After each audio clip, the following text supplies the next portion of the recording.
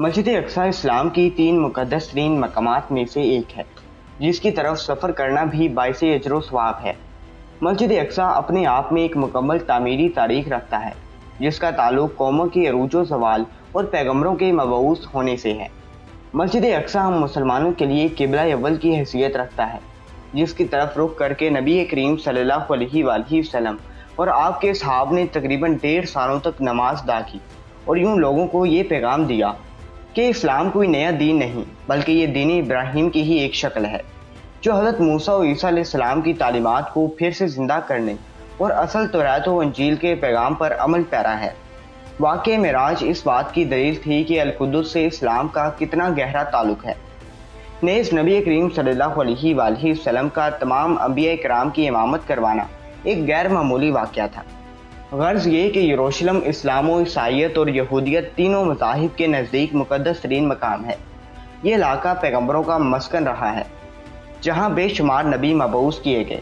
قرآن مجید میں اللہ تبارک و تعالیٰ نے سرزمین قدس کے متعلق سورہ الاعراف میں فرمایا، اور ہم نے اس قوم کو کہ جس کو کمزور بنایا گیا تھا اس سرزمین کے مشرق و مغرب کا وارث بنایا، کہ جس سرزمین میں ہم نے برکت رکھی ہے۔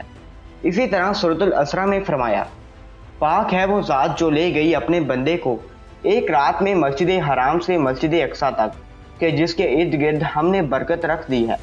ان آیات میں جس بابرکت سرزمین کا ذکر ہے وہ بیت المقدس اور اس کے گرد و نواح کے علاقے ہیں۔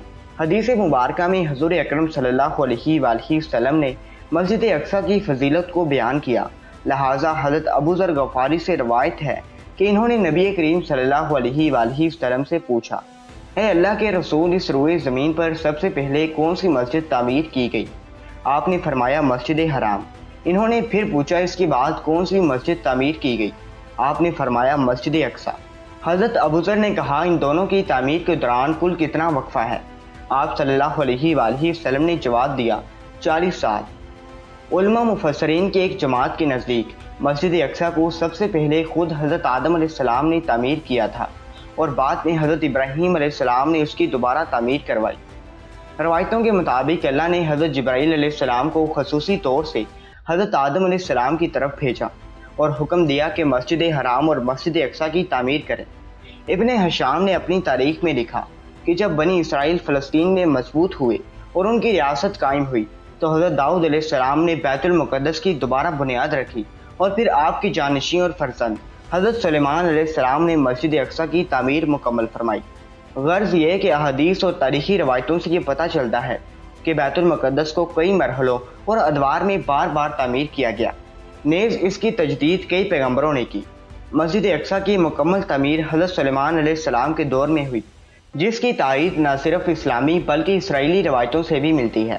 حضرت سلیمان علیہ السلام اللہ کے جلیل القدر پیغمبر تھے، جن کی سلطنت مشرق سے مغرب تک تھی، اور انسانوں کے ساتھ چرند و پرند، جانور، حیوانات اور جنات پر بھی آپ نے حکومت کی تھی۔ جنات آپ کے تابع اور فرما بردار تھے۔ اللہ نے جنات کو آپ کے تابع کر دیا تھا، جو حکومتی امور میں حضرت سلیمان علیہ السلام کی حکم کی تعمیل کرتے تھے اور بڑے بڑے کام سر انجام دیتے۔ لہٰذا مسجد اقصی کی تعمیری کام میں حضرت سلیمان علیہ السلام نے جنات کو بھی لگایا تھا۔ اس مسجد کی تعمیر آپ کے بادشاہ بننے کے بعد ہی شروع ہو گئی۔ بہت عرصے بعد تقریباً 40 سالوں میں مسجد کی تعمیر مکمل کی گئی۔ تعمیری مقام پر حضرت سلیمان علیہ السلام نے شیشے کا ایک حجرہ بنایا تھا، جس کے اندر آپ عبادت کیا کرتے تھے۔ آپ اپنے عصا کے سہارے کھڑے رہتے اور اللہ کی عبادت میں مشغول رہا کرتے تھے۔ یہ عبادت کافی طویل ہوتی تھی۔ آپ کئی دن یا ماہ ایسے ہی کھڑے رہتے اور جنات اپنے کاموں میں مشغول رہا کرتے تھے۔ جب حضرت سلیمان علیہ السلام کو یہ علم ہوا کہ جلد ہی آپ کی وفات ہونے والی ہے، تو آپ نے اللہ سے دعا کی کہ ایسا معجزہ صادر ہو جائے کہ ان جنوں کو آپ کی وفات کا علم نہ ہو، اور وہ اسی طرح اپنے کاموں میں مصروف رہ کر مسجد کی تعمیر مکمل کر دیں۔ لہٰذا اسی حجرے کے اندر جب آپ اپنی عبادت میں مصروف تھے تو آپ کی روح قبض کر لی گئی، لیکن اس عصا کے سہارے آپ علیہ السلام کا جسم مبارک ویسے ہی کھڑا رہا، اور جنات یہ سمجھتے رہے کہ آپ عبادت میں مشغول ہیں۔ دراصل پیغمبروں کے جسم مبارک کبھی سڑتے نہیں، اور نہ ہی زمین کی مٹی انہیں کھا سکتی ہے۔ اس روئے زمین پر جتنے بھی نبی بیچے گئے، آج بھی ان کے جسم قبروں میں صحیح سلامت موجود ہیں، اور غیبی طور پر انہیں رزق ملتا رہتا ہے۔ لہٰذا حضرت سلیمان علیہ السلام کی وفات کے کئی سالوں تک آپ اسی مقام پر عصا کے سہارے کھڑے رہے۔ آخرکار جب اس عصا کو دیمک کھانے لگی اور وہ لاٹھی کمزور ہو گئی تو آپ کا جسم مبارک زمین کی طرف جھکنے لگا، اور تب جنات کو یہ علم ہوا کہ حضرت سلیمان علیہ السلام کی وفات ہو چکی ہے۔ اس واقعے کو اللہ نے سورۃ السبا میں یوں بیان کیا ہے: پھر جب ہم نے ان پر موت کا حکم بھیجا تو جنات کو ان کی موت کا علم نہ ہوا، مگر زمین کی دیمک ان کی عصا کھاتی رہی، اور جب سلیمان علیہ السلام زمین پر آئے تو جنات پر وہ حقیقت کھل گئی۔ اگر وہ غیب جانتے تو اس خواری کے عذاب میں نہ ہوتے۔